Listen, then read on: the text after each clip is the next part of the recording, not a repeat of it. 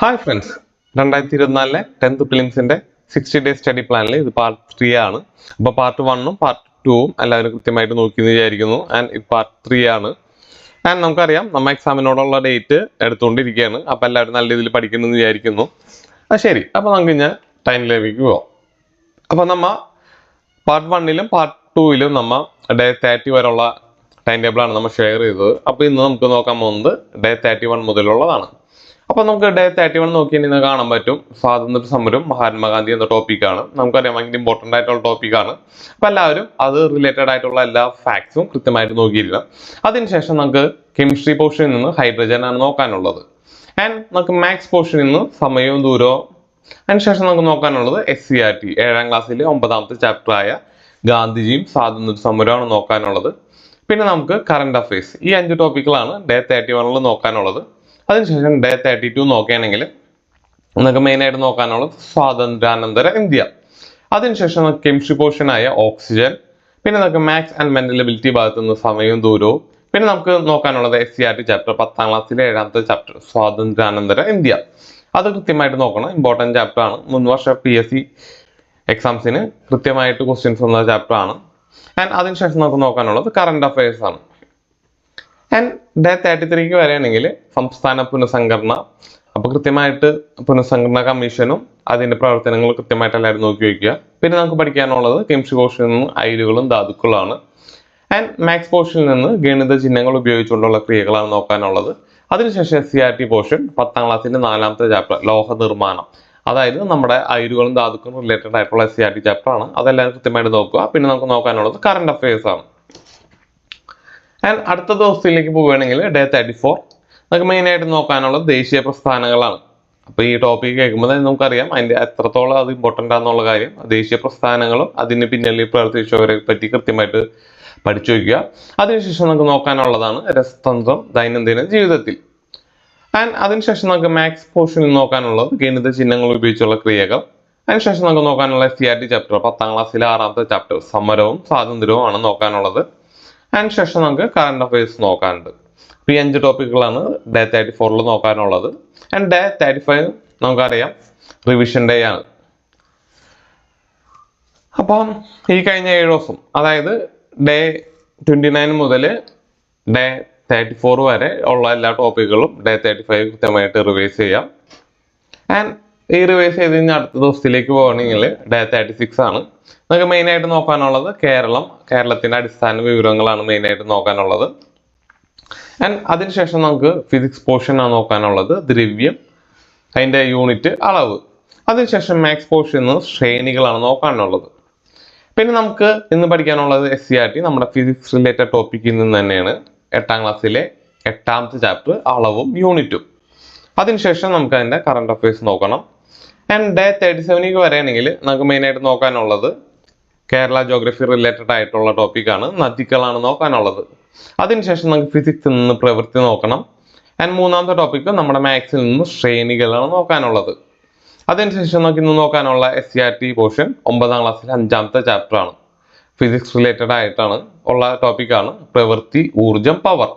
And അതിനുശേഷം നമുക്ക് നോക്കാനുള്ളത് current affairs. അപ്പോൾ ഈ 5 ടോപ്പിക്കാണ് ഡേ 37 നോക്കാനുള്ളത്. ആൻഡ് ഡേ 38 വരാനുണ്ടെങ്കിൽ കേരള ജോഗ്രഫിയുടെ പാർട്ടിൽ നിന്ന് കായലുകൾ. അതിനുശേഷം ഫിസിക്സ് പോർഷനിൽ നിന്ന് ഊർജം, മാത്സ് പോർഷനിൽ നിന്ന് ശ്രേണികൾ. ആൻഡ് ശേഷം നമുക്ക് ഇന്ന് 2 SCRT ചാപ്റ്ററുകളാണ് നോക്കാനുള്ളത്. ഫിസിക്സ് റിലേറ്റഡ് ആയിട്ടുള്ള ചാപ്റ്ററുകളാണ്. 5ാം ക്ലാസ്സിലെ 5ാമത്തെ ചാപ്റ്റർ ഊർജത്തിൻ്റെ ഉറവകളും, അതേപോലെ തന്നെ 10ാം ക്ലാസ്സിലെ 7ാമത്തെ ചാപ്റ്റർ ഊർജത്തിൻ്റെ പരിപാലനമാണ് നോക്കാനുള്ളത്. അതിനുശേഷം കറണ്ട് അഫയേഴ്സും നോക്കണം. അപ്പോൾ ഈ 6 ടോപ്പിക്കുകളാണ് ഡേ 38 നോക്കാനുള്ളത്. ആൻഡ് അതിനുശേഷം നമുക്ക് നോക്കുകയാണെങ്കിൽ ഡേ 39 നമുക്ക് കേരളത്തിലെ കാലാവസ്ഥയാണ് നോക്കാനുള്ളത്. അപ്പോൾ കേരള ജോഗ്രഫി ആയിട്ട് റിലേറ്റഡ് ആയിട്ടുള്ള ടോപ്പിക്കാണ് കാലാവസ്ഥ.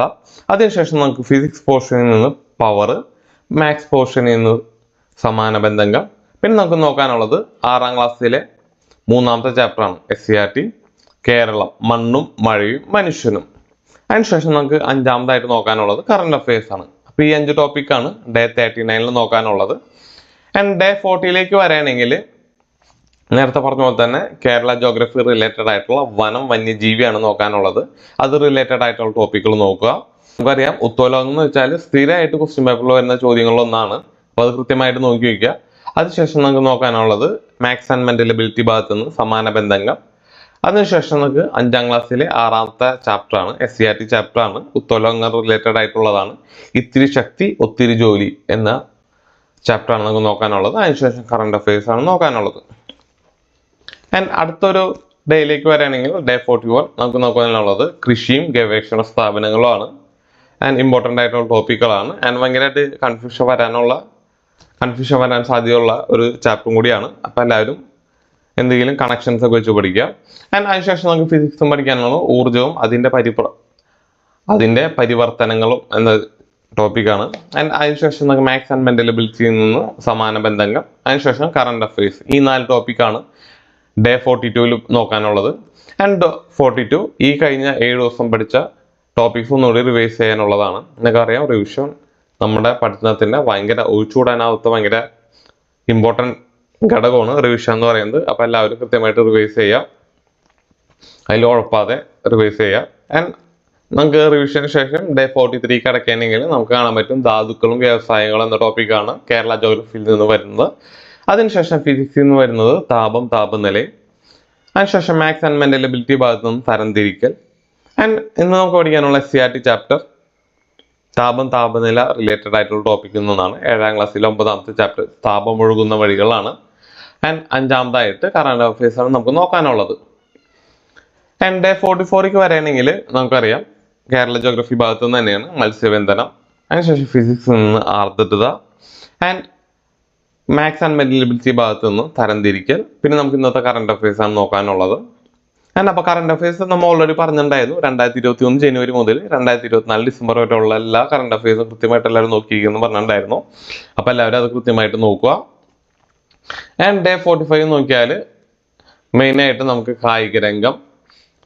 ആൻഡ് അതിനുശേഷം നമുക്ക് നോക്കുകയാണെങ്കിൽ ഫിസിക്സ് പോർഷനിൽ നിന്ന് ആപേക്ഷിക ആർദ്രത. And maths and mental ability ഭാഗത്ത് നിന്ന് തരംതിരിക്കൽ. പിന്നെ കറണ്ട് അഫയേഴ്സ്.